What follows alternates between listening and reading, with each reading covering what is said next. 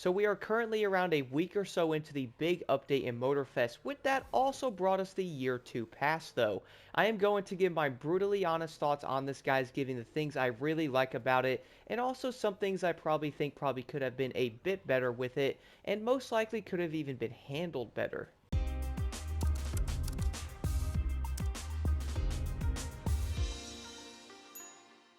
Now, I am going to admit right off the bat that, I was going into the year 2 pass kind of being a tad mixed on it. Like, is it going to be good? I'm seeing some of the reviews. I saw some of the gameplay and early stuff on it. I'm like, yo, it looks kind of dope. At the same time, though, I'm like, well, there's going to be this and that, and I feel like it's not going to be all that great. Surprisingly, guys, when I did jump into the actual Chase Squad playlist itself, which is going to be part of the pass, but probably the biggest thing of the actual pass itself is going to be this playlist. With that is also going to bring us around 9 new events here that are going to be part of the main events that are in the playlist itself that you will have to do before you actually unlock the side activities, the challenges, the rivals, and the custom mode. So at least by doing all of these events, you're going to get even more stuff to do after it is done. Now let's talk about the events here first before I jump into the other aspects of it. We all do know the first few events here are actually going to be the new scoring type of thing that is probably fairly similar to something like Hoonigan. You're basically going to be in a small closed course on both of these events. You're going to have to aim for like the yellow car, hit those for the more points. You're also then going to get like a multiplier that goes up to 10 that will get even more points if you hit them. There's also going to be a bad car, like when you're seeing those TV shows where they have like the bad guys and like the shooting ranges. It's kind of like that, but this time it's actually a car though. Probably similar to something like Christine hunting down the wrong thing or the right stuff, and I don't know where I'm going with this, but when you are looking at that though, you basically hit the yellow car, you get your points, and you follow the entire path until it is done. To be honest, I actually enjoyed both of the first events. They weren't all that terrible. I actually thought they were pretty fun. After that though, the third event you're going to find is Dog Eat Dog. Now, this is actually going to be the first introduction that you will have to do for a chase type of event.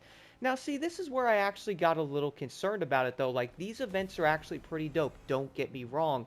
In fact, I did actually enjoy these for the most part. Like, I think they're pretty fun. The issue with the chase thing, though, is when you actually jump into the events, you are going to have to follow the said racer around 2 minutes before you can take them down. And yes, if you are wondering, even if you complete the races first, you still have to do it again. So if you actually want to go back into the events, you once again have to follow that said racer for around 2 minutes in order to get it completed. Kind of odd, I have to admit. Like, I do understand they probably wanted to make the events longer. Like, if you just had the said chase thing in there, then yeah, it's probably going to be done in what, like a minute or so. Some players can get it done probably 30 seconds if they actually figure out the fast way to bust them or wreck the other rivals and all that. So I would say, yeah, having like the 2 minute countdown probably makes the event feel longer, even though in ways it's still not going to be as long as you probably think, because after the 2 minutes are up, you are then going to wreck the racer, which if you're like me, you probably want to wreck them as quickly as possible, because I would say a lot of players are probably coming over from something like Need for Speed that are playing this, or at least I would think a lot of these people have played a Need for Speed sometime in the past though, and they're probably like, yo, let me wreck this person as fast as I can. At least that's the way I do it. I've always enjoyed that, even since Need for Speed Hot Pursuit 2010. I'm always going like, yo, let's see how fast I can bust the racer. It's kind of how I am. The next event, though, is going to be the first night out. This is actually exactly what you think it is, basically a time trial. In this, guys, you pretty much have to get to the end of it in a certain amount of time, but it's also a navigation. So yes, you are going to have the small pictures pop up on your screen similar to the old ones that you would see in something like the Vintage Garage playlist where you follow it. You get to the end, then boom, it's going to be over. You pretty much follow the pictures and then that is it. Nothing too insanely new with this event, I would admit. Like, it's not going to be too crazy, but I would say players are probably like, yo, it's kind of cool, but it is still going to be a navigation at the end of the day, though. After that, though, guys, when moving down into the events here in the playlist, the next one is going to be an event called the Encounter. This is actually going to be a time attack where you have to use the Ogmios. I think that's how you say that. Ogmio. Either way, it's actually a pretty dope car, though. I do like this thing. Now, if you're wondering, though, is there anything special about this event? Well, I have to admit you are going to be following like another like rival type of thing in there, but he's basically just like in the front of you. It's giving you like that illusion that you are following another person or chasing them. It is pretty much a time attack event where you follow the other racer, you see them, but they have nothing to do with it. To be honest, it's a fun event, but I would say to most players it's probably just going to be a normal time attack. After that, we're then going to have the chase squad assemble. This is once again going to be a pursuit. So for this guy, similar to the other one we actually did with the dog eat dog one, this is very similar, but this time you actually get to use a hypercar. Once again, you're going to have to do around a 2-minute thing following the said racer, and then you're actually going to be able to bust them. Funny thing is, in this one though, you're actually using a really fast hypercar in it, and the actual rival you have to knock down is going to be in a Fiat, which is kind of hilarious. Like, yeah, that car's tiny, it's slow, and I would say the Azus is going to absolutely obliterate it. I would say one of the only issues I have, once again, with the pursuit type of thing is the fact that you actually have to chase them down for 2 minutes. Like, how many players are going to want to enjoy, like, the chase feeling, which I am going to touch on that after I talk about the events, if all you're actually going to be doing is pretty much following the racer, then wrecking them?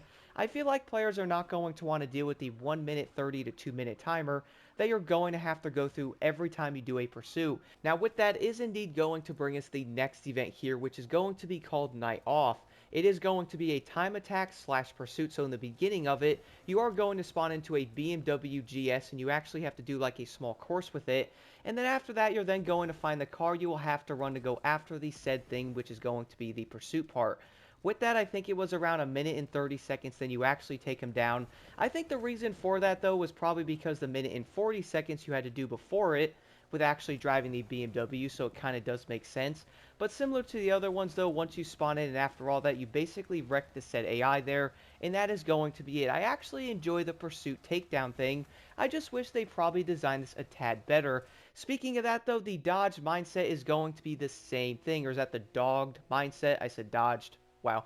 But either way, though, this is going to be with the lovely 911 GT3 RS Chase Squad Edition.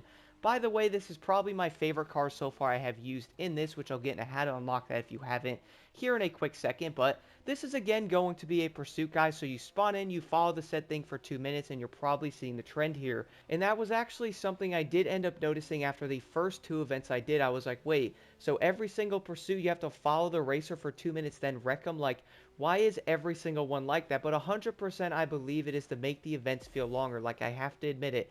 That just makes the most sense. Now, if we actually move on to the final event, though, the Dogs vs. Cats, I admit right now, guys, this is easily the best event out of the entire playlist, not even kidding.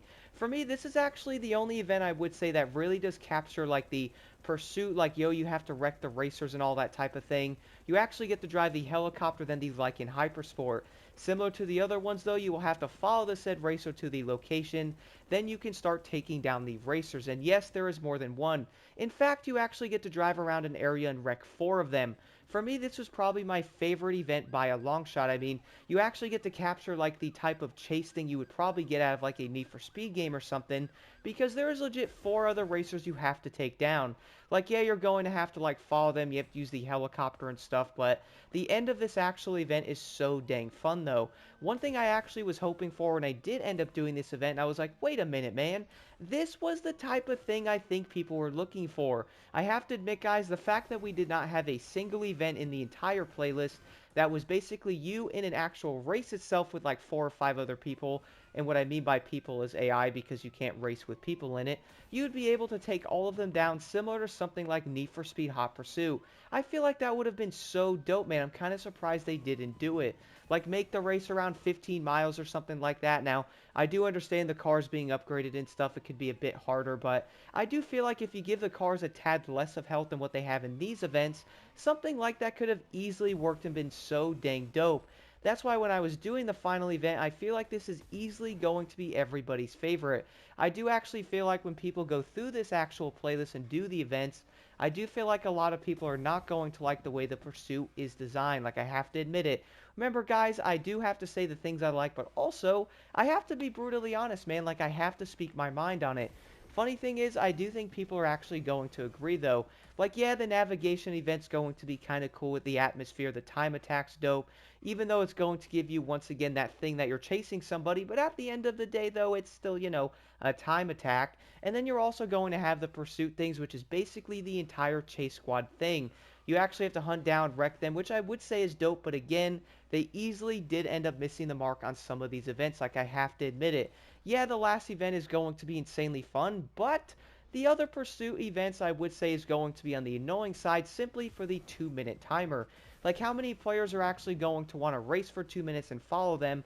Because then you can actually wreck them. They probably should have had actual races in here, or other things to where they're going to be like interceptor units or something like that, which is probably going to be exactly what the Rivals is, which I'm now going to talk about right now. So as I did mention earlier though, once you actually get all the events done, then the actual fun really does start to begin. For me guys, I have to say the Rivals is going to be probably the most fun part of the entire playlist. Now if you are going to be wondering though, yes, the Rivals are going to be the exact same ones you went against in the lovely Volume 2 playlist. The Japanese playlist actually introduced all of these rivals to the game. You did have to race them, but in this one though, you actually have to chase them.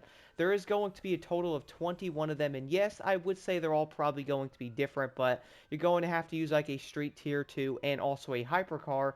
No other class vehicle is going to be used on any of the chases, which is probably also going to come down to the fact that we only have Street Tier 2 and Hypercar chase cars, but who knows, maybe we might actually get a Chase Alpha GP car?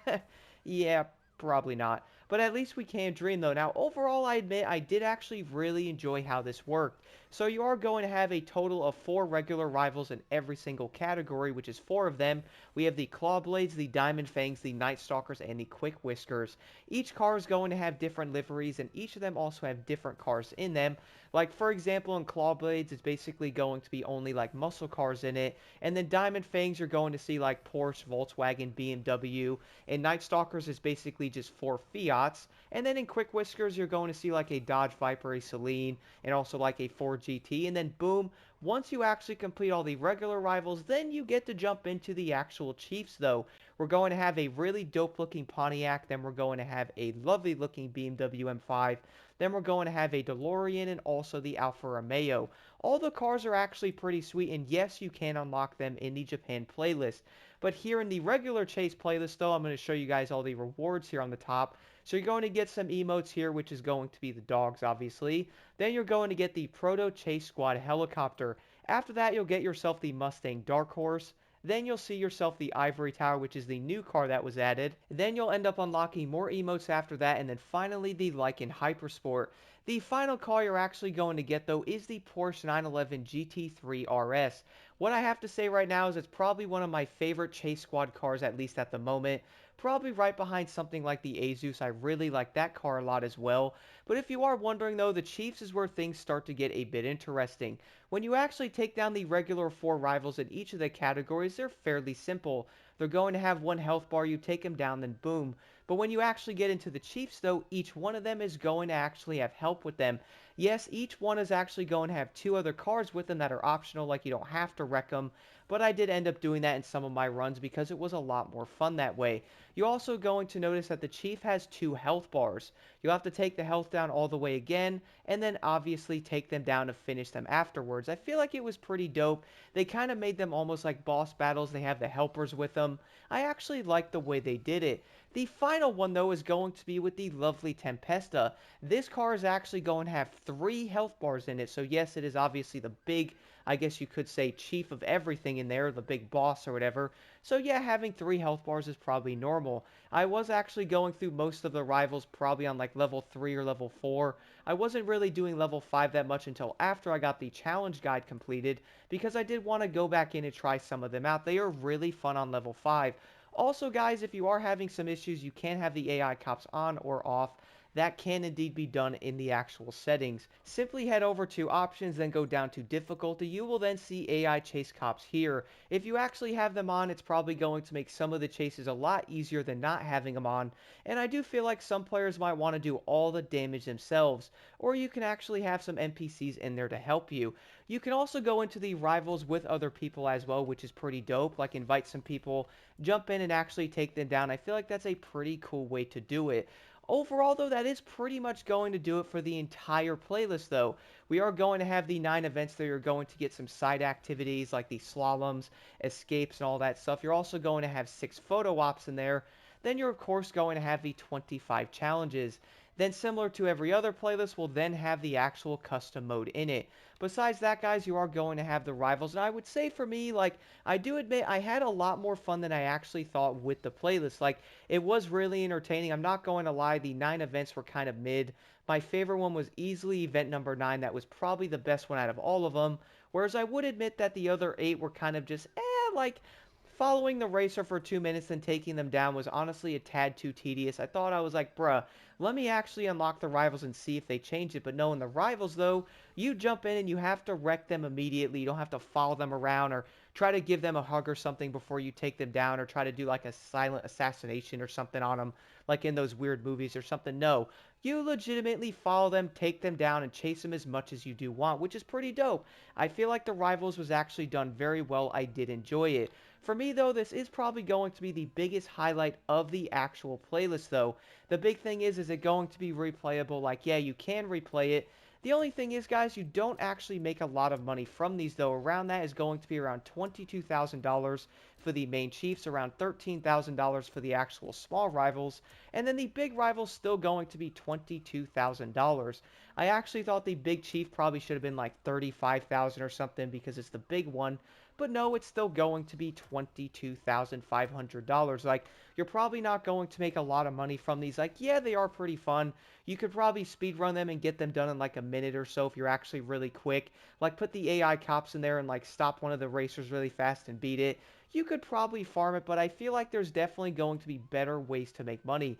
In fact, I was actually a bit disappointed because I thought when they were adding this, there was going to be a ton of replayability to it, but to be honest though, it is not all that great when it does come to replayability. Like, yeah, you're going to enjoy it. For me, I'm probably having a great time wrecking them and having like the Need for Speed type of feeling of wrecking the other AI and stuff like that, which is fun.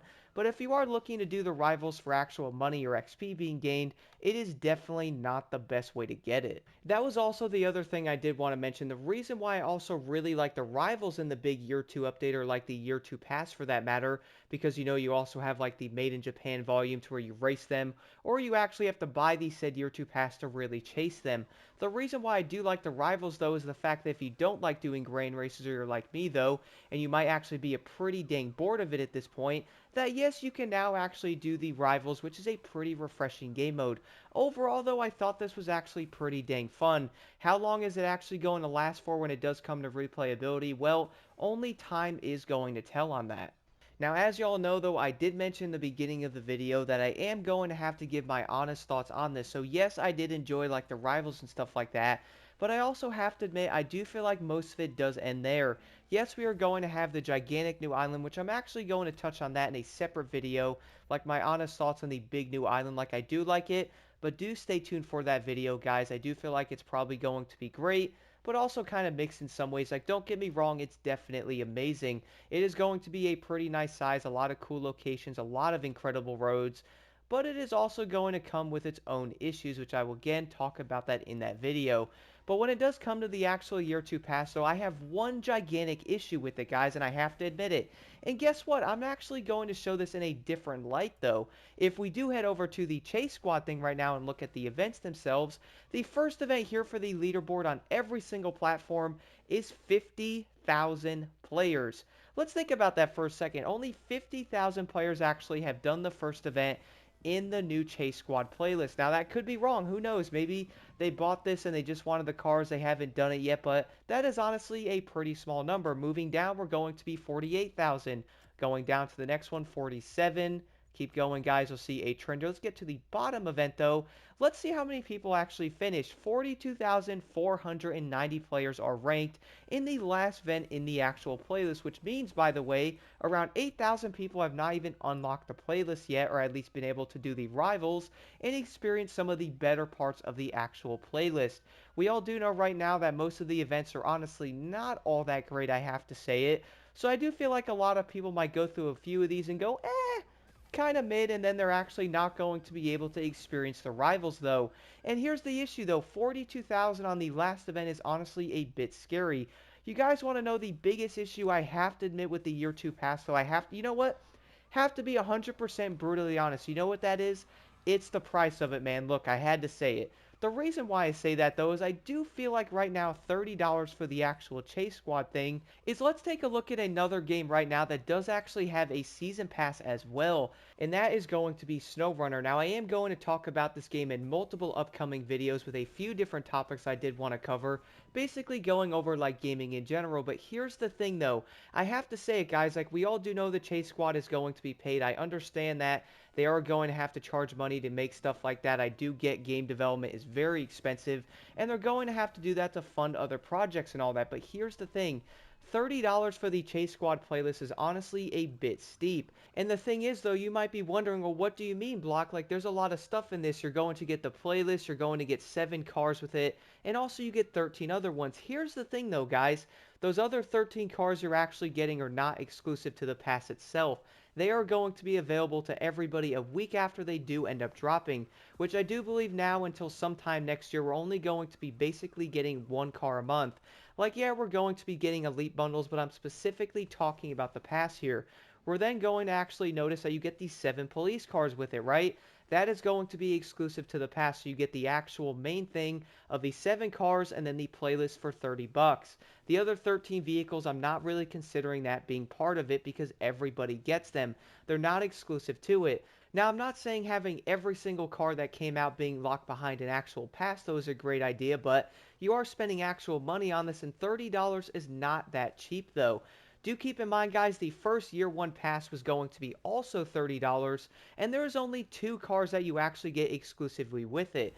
Every single other car, players can go buy those and they can have them, so you're technically spending $15 per vehicle for the first year 1 pass, though. For the second one, those other 13 cars, everybody gets them. Now, if we actually flip this back over and look at something like SnowRunner, though, you are going to spend $25 on the season pass in that game, which I do believe right now we're currently on the 4th one. In that, you're also going to get 4 DLCs, though. Some of them are going to have 1 big map, some will have 2, some will have 3 or even 4 maps in there. Mind you, every single map is going to be covered in content, all kinds of things you have to build, new stuff, and there's also going to be around 8 to 10 plus new vehicles that are a part of it. So yeah, that's going to be 25 bucks, man, 4 DLCs in one, 8 to 10 new vehicles exclusive to it, every single map with all kinds of stuff to do. You guys probably see where I'm going. Now, I do understand, yes, they're different games and all, but people are still spending money on stuff. We all do know how things are nowadays. Things are not going to be all that cheap, so some players might be like, well, this is $30, but I can also get this game on sale for $30. Like, which one should I get? Should I actually get the Chase Squad? Should I get the game? Like, I completely understand where people are coming from. Now, you might be asking, well, Block, what do you think would have been better? To be 100% honest, guys, I think they probably should have charged 15 or max of 20 bucks. Even $20 I feel like is a bit high, like $15 for it. They probably would have sold probably 100 times more of the actual Chase Squad thing, and there most likely wouldn't have been 42,000 people on the final event. I would actually say it would be well over 100,000 people if they only charged $15. The big thing here is to have more players actually get on the game and enjoy it, and I do understand people are probably going to be like, well, Block, we got a whole new map. I understand that, but at the same time, man, we gotta have new content. I do get the whole map is going to be new, but we also are going to need things to go along with it, which again, I'm going to talk about that in an upcoming video. But I do admit, though, the Chase Squad, guys, like, I did enjoy it. Again, only the last event for me. The Rivals was going to be dope. I did think the challenges were kind of fun, but once those were all going to be done, though, you might actually be like, well, what is next? If you're not a big fan of grand races and all that, then yeah, the Rivals is probably going to be the new, fresh thing you can do. I do actually enjoy the Chase Squad vehicles. They're pretty dope. Even though if you're trying to drive around in lobbies with people and mess around with them, most of the time when I was driving around in year 2, I still cannot see people, or they even disappear when I'm driving around, so that kind of makes it kind of hard to meet people or mess around with other players driving these new expensive cars that were added into the year 2 pass. And that's the thing, though, like 7 cars being part of it, like, I get it, but 7 cars with a playlist, though, I really do feel like, guys, $30 I think was a bit steep with it. If they were to ask something like 15, they legit would have had way more people buy it. At least that's the way I'm seeing it. Like, don't get me wrong, I think it's pretty cool. I really do like the fact that the events are designed the way that last event was dope. If we could have had like 3 or 4 of those last events in the entire playlist, that would have been absolutely insane. And yes, Wrecking the Rivals is pretty entertaining. I feel like people are going to like it. But again, though, for $30, I feel like most players are probably going to pass on it. When I was checking the leaderboards in the events, I was like, bro, wait. The first event's only 50,000 players are ranked. Man, that is not that many, though. And if you go to the final one, only 42,000 have done it. Like, I just feel like, man, it was not the biggest numbers I thought the playlist was actually going to have in it. I was expecting like 100,000, 150, because we do know some of the playlists in the game itself, like the earlier ones, had millions of people ranked in it, which I do know the game has been on sale like 50 times already, so I get it. But my goodness, though, guys, the reason why I had to talk about this, though, is I do know we did end up having like the new gold edition. We had the ultimate edition, which I will leave a tag on the screen for that video. I did rant a bit in that one, but I do feel like it was going to be fairly viable, being $120 and $100 for new passes after players have already bought those editions, including me, for $120. Now, if you actually were to buy the game for like 20 or 30 bucks, which I would say a lot of people did, then yeah, sure, spending like the $30 on the update's probably a good thing. It's not that terrible. If the game was 20 bucks, you put 30, that's only 50 bucks. But if you actually were like me though and spent 100 or $120, because I actually got the Ultimate Edition last year for 120 for it to then go on sale, and then you actually see another $30 for the Chase Squad guys, which is around a quarter of the actual game's price, which I honestly feel like is insane. If you bought the game in a base standard, which is going to be 60, you're telling me the Chase Squad playlist with 7 cars is legit half the price of a base game at 60 bucks? Like, let's think about that, man, for a quick second. When the game came out, it had what, like 10, 11 or something playlists like that in it. It was around 60 bucks back in year 1, correct? Now we're actually getting a single playlist and 7 exclusive cars for legitimately 30 bucks compared to the base game being 60. Can we actually think about that for a second, bro? The math is not math in there, and I feel like players are really going to think about this stuff. One of the biggest things I saw is the people buying the game for the bigger editions back then, including me, and you're like, yo, this is $30. Shouldn't this actually be included in the Ultimate Edition at least, though? Now, I do understand they introduced new ones into the game, but again, players bought the Ultimate Editions back then, so in ways, if we actually think about a special edition, you should normally get all the updates afterwards, which I did mention in that video, which does make sense. But I just feel like a lot of players are not even going to buy the Chase Squad. This is probably also why I've barely seen anybody actually driving the police cars, because nobody has the DLC. Like, yeah, we're going to have the big map there, which is really beautiful. I think Maui's dope.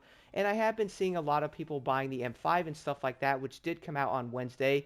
And I do feel like a lot of the new exclusive cars coming out, for that matter, players are not going to bother buying a $30 pass for 13 cars, which, by the way, again, they're drip feeding the vehicles one a month for like the next 7 or 8 plus months, though. And that's probably going to sound something similar like Grand Theft Auto, to where you actually get the update, and then every month they're going to be like, yo, here's a car, here's 2 cars and stuff like that until the next update.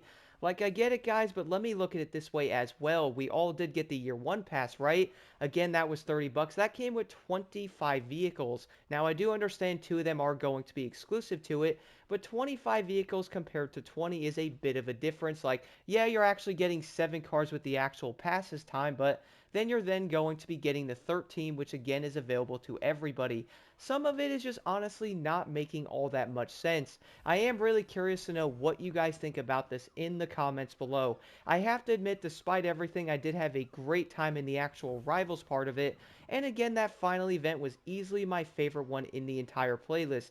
Besides that, though, I do feel like the side activities, the challenges, the custom mode, like, yeah, they're going to be fun, but at the same time, I feel like something like the custom mode, the challenges, the side activities, and all that are easily going to be so dang forgettable. When I'm going back into the Chase Squad, the worst part is I have not thought about doing one of the events. Even though I did enjoy a few of them, I have not went back in and done any of them.